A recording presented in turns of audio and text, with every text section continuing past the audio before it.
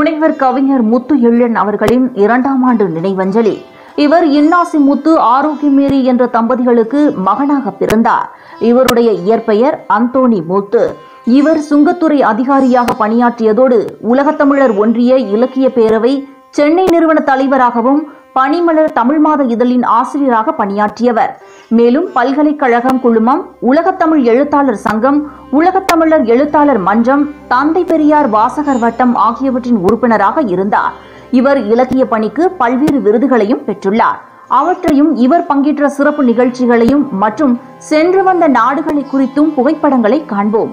Doctor கலைஞர் அவர்கள் அணிந்துரை வழங்கி அவரே வெளியிட்ட கவிதை நூல்களையும் மற்றும் அவர் இயற்றிய நூல்கள் சிலவற்றையும் காண்போம்.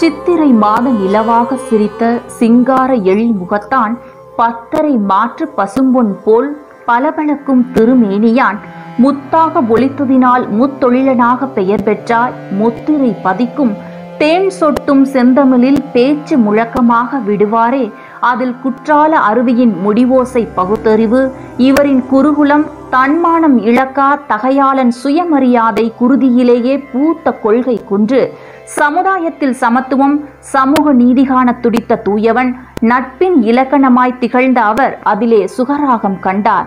வசந்தமாய் அனைவரையும் வரவேற்று இன்பம் கொண்டவர். அவர் மறைந்தார், இல்லை இல்லை எல்லோர் உள்ளத்திலும் வாழ்கின்றார். கவிதை எழுதியவர் நண்பர் கவிஞர் நன்மாறன்.